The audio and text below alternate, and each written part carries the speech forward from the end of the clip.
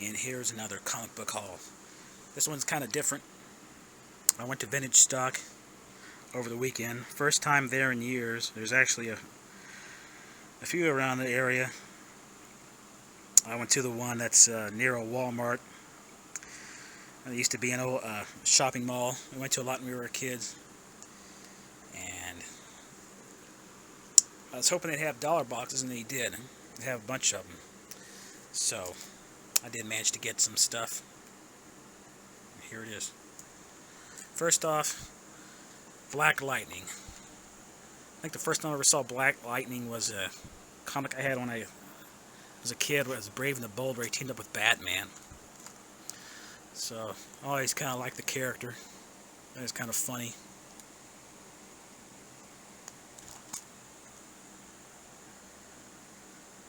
You're a superhero. Stop the Cyclotronic Man from killing Superman. Why should I? If he lived, he'll just throw me in jail. Actually, there is a fight in here, believe it or not, between Superman and Black Lightning. It's kind of funny. I think this, I was curious to find out how many issues there were in this series. I think it's only a dozen. So I just might go ahead and try to get the complete run of those, because I did see 2 or 3 other issues. And go back and see. The Defenders. Let's see, what issue is this? 72. Not sure if I have this story or not. I've got the Essential Defenders, volumes 2 and 3, and kind of jealous that my brother managed to snag volume 1, which seems to be going up in price. Another Defenders. This one later on in the series with Son of Satan. Issue 108. Why are Hulk's pants always purple? And why is it that his pants always manage to stay on? I guess they're... I don't know. Maybe he just keeps them for when he changes into the Hulk. When he changes in the back of the Bruce Banner, he changes into something smaller. Why is Hellcat holding a sword there? Haven't read it yet. Got some more Brightest Days. Been meaning to find out just how many issues there are in this series.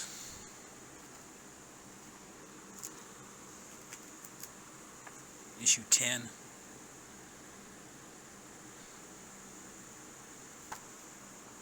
I think I had a...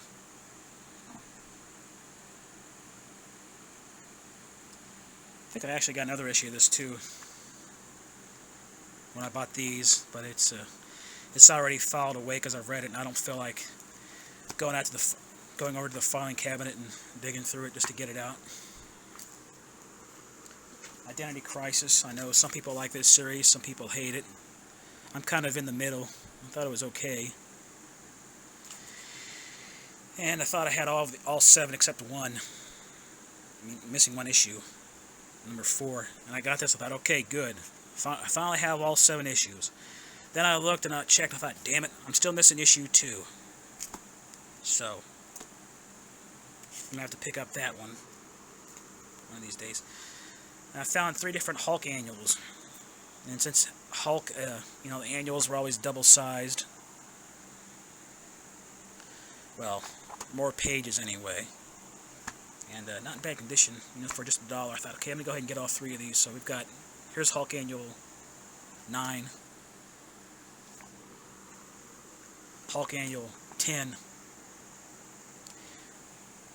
Captain Universe's character I've seen before, but I don't think I've ever read any of his stories. So I'm kind of looking forward to see what he's all about.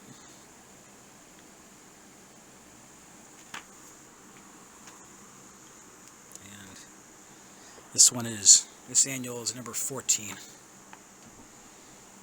Some huge fat guy back there. Looks like a cross between the Blob and Bouncing Boy. Yes, I know Bouncing Boy's a DC hero.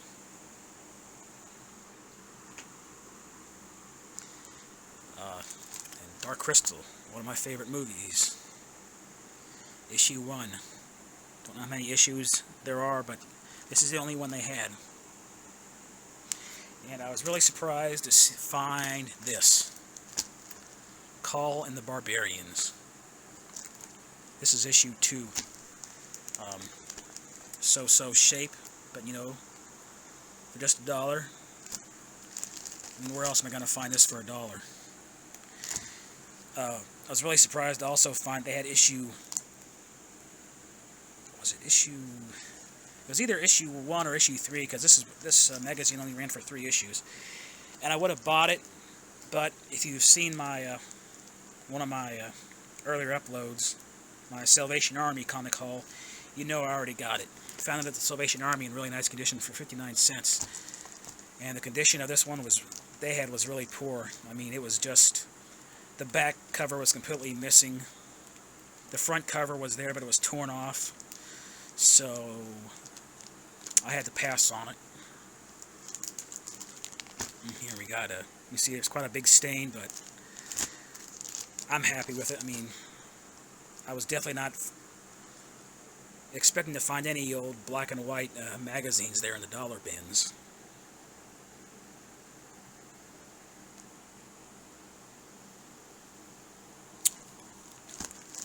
Okay, that was on a Saturday. I went there again today because I was hoping to find, well, one thing, I wanted to find that Identity Crisis issue 2, and I didn't. But then again, I didn't look at in all the long boxes again. On Saturday, I went through all the long boxes they had, like in the, they had some like back here. Okay, imagine that. You know, this is like a whole section where they had the back issues, okay? Down here on the floor, like from here to here, Dollar Comics. Behind, on the floor, like here to here, Dollar Comics. So Saturday, I looked at the ones here. Today, I went and looked at the ones back here. And, went to some of those same boxes I looked at Saturday. Could not find issue 2 of Identity Crisis. Anyway, did find quite a bit. It was worth it. Here's one I got, just simply because, you know, for $1, I was thinking it was such an old issue of Conan, and you can see that piece of the cover is missing. I saw this, I thought maybe this was her first appearance. Turns out it's actually her second, so it's really not as worth that much. I guess it's not really a key issue, so, but, you know, it's for just $1. I like Call a lot more than I like Conan. I like Solomon Kane more than I like Conan, but still, go ahead and read that. And I did manage to find those other 2 Black Lightning comics that I passed on the other day. I have no idea who the hell this character is here. Look at this guy. The other Black Lightning. Look at this guy. What the hell's his story? It's a crossing Captain America and Falcon. This nut. Trickster. It's issue 10. If you've never seen the SNL sketch from around the time when Death of Superman, featuring Sinbad as Black Lightning and goes to Superman's funeral, if you can find it, definitely check it out. I mean, it's pretty funny. I mean, I laugh. Just thinking about it. Black Lightning issue number 7. And,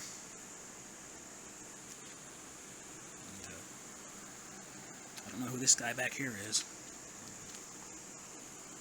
I don't know who that is.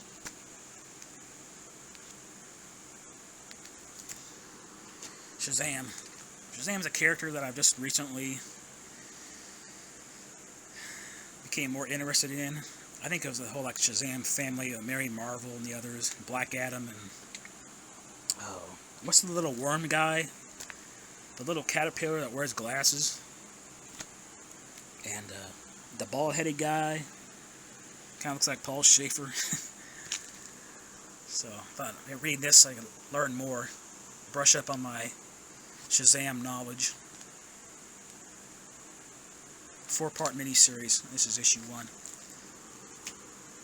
Now I noticed that they had Red Tornado, and I thought, oh, they got 2 and 3. I already have 2 and 3. So I looked more, and I thought, whoa, go back. Hey, Red Tornado, and this is issue 1. So I still need issue 4. So here we go. This is pretty cool. Superman threatening Red Tornado there. I don't know why.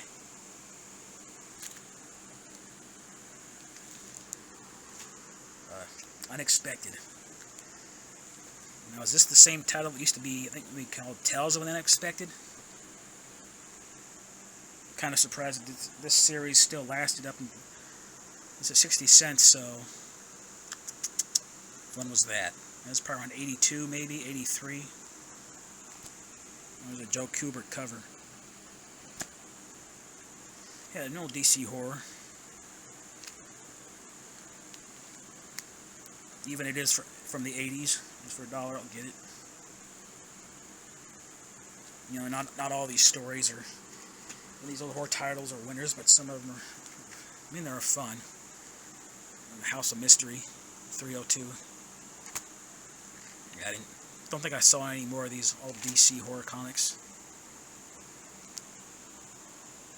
It's kind of a vampire story.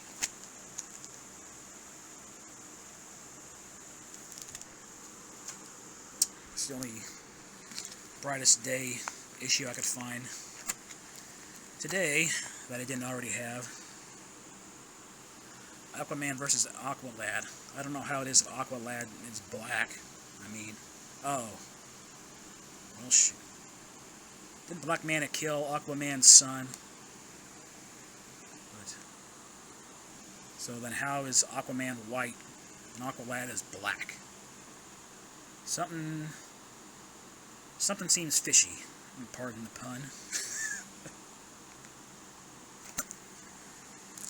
Another Shazam. This one here, The Power of Shazam, issue 1. First monthly issue featuring the original Captain Marvel. The original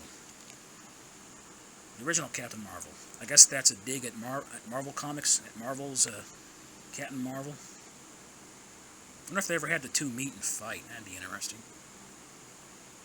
You know, they could have this Captain Marvel, you know, Billy Batson, and what was it, Trials of Shazam, there was a new Captain Marvel.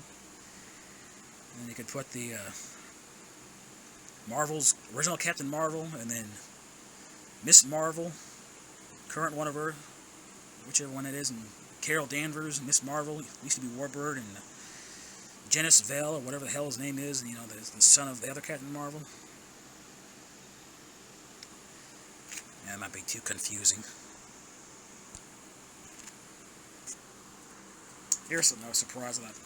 At first, all I could see was like, you know, I just saw this part here sticking out. Thought, what? Book and record set. You know, let's see what the hell that is. And then I thought, whoa, they got these beneath the Planet of the Apes.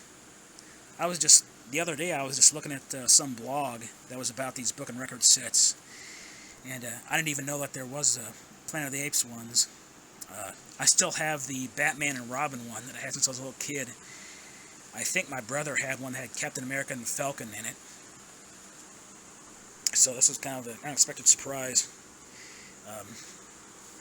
You don't get the record, which, you know, for $1 I wasn't too surprised to find that it's not in there. But that blog, they have where you can download it. You can download the record.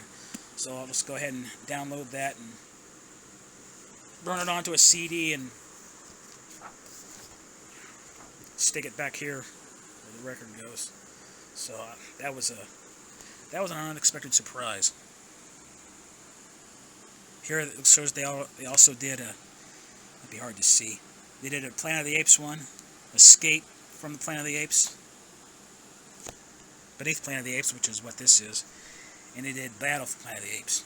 Too bad they didn't do Conquest.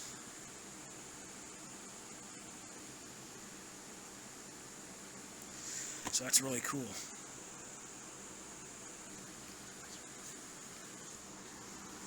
Just found one of these Man with No Name comics. When I went to that Planet Comic Con, they had quite a lot of them from this from Vintage Stock, issue 9. Okay, pretty sure I don't have that one. I think I only have 3 of these.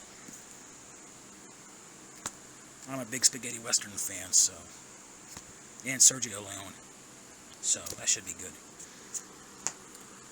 Warrior. Can't remember when this first hit the shelves.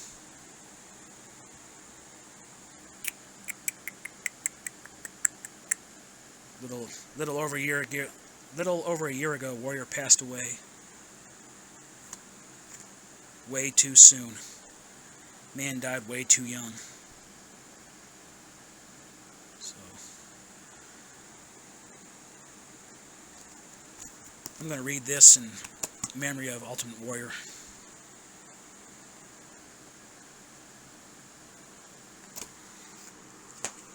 Here's one. I remember seeing this when I was a kid, because I think my brother had it. Mike Grail, great artist. So I happened to find some more of these DC annuals, and the ones that I did see, I really wasn't interested in, like Legion of Superheroes, Batman the Outsiders, and they had a Firestorm one.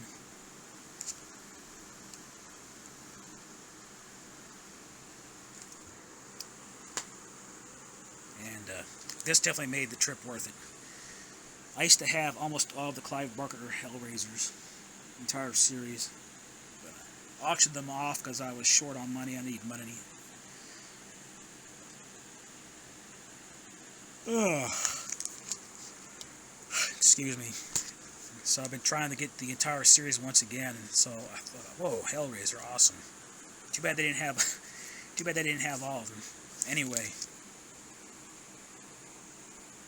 Which one is this? This is book 5. That is a weird cover. Here we've got something called Clive Barker's Book of the Damned. Is that 4?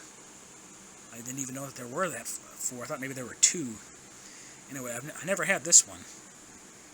So looks kind of weird.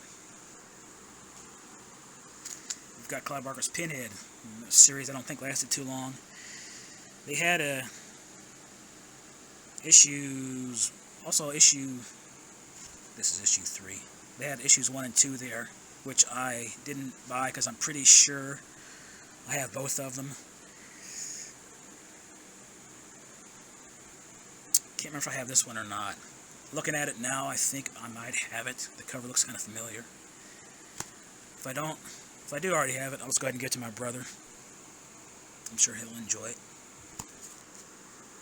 Something here called Clive Barker's Hellraiser Spring Slaughter. This one I never had. Weird cover. It kind of looks like something out of John Carpenter's The Thing.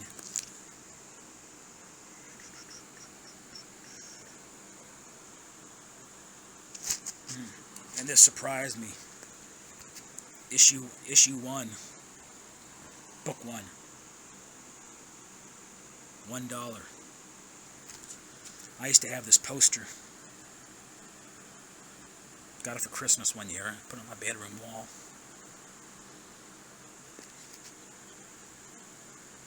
Definitely was not expecting that to find it. Was not expecting to find that in a dollar box. Another Hellraiser. I think this is book 15.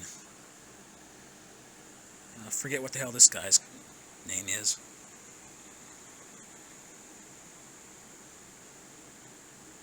He is a recurring character.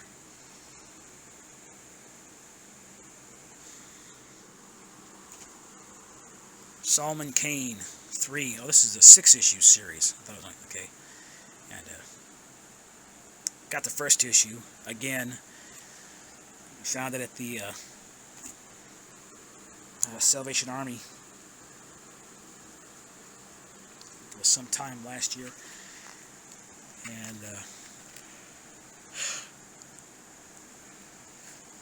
65 cents. Now I can't even remember comic books being 65 cents. Now I remember when they went to 50 to 60, and they went to, I thought they went from 60 to 75. I don't remember comic books ever being 65 cents. So that's weird. Something else that I thought was cool. Marvel 2-in-1 Thing and the Living Mummy.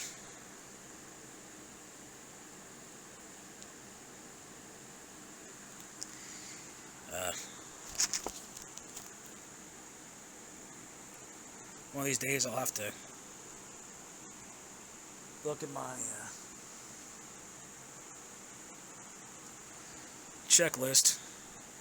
It's a 2003 checklist, but you know, I don't use it to look at to see how much things are selling for. I mean, that's outdated anyway. I just use it as a reference just to see like how many issues are in a certain series. I have to go and look and see if it lists the Marvel 2-in-1, you know, see who Thing teams up with. Because I was thinking, well, there's certain characters that I like. See if they showed up in here like what they had in Thing and Man-Thing, or Thing and Shang-Chi, Thing and Son of Satan.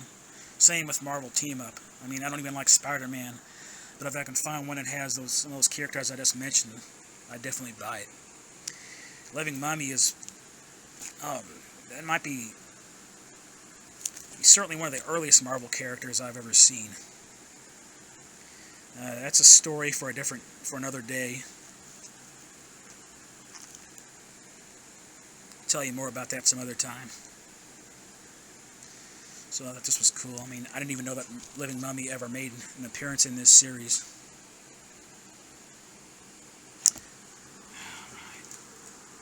And that is it for this week. Well, Saturday, today's Vintage Stock Comic Haul. Now, I've never been to the one out in, I think there's one out in Blue Springs. There's one somewhere out in Overland Park. So I'll have to try both of those sometime. I'm sure I can probably find quite a bit there, but I've got so many comic books within the last month. But told myself I was going to slow down, but hey, I mean, if you can find comics that you really want for $1, you know, why pass them up? So, I got some good stuff here, and I look forward to reading these. And that's it for this video, and thank you for watching.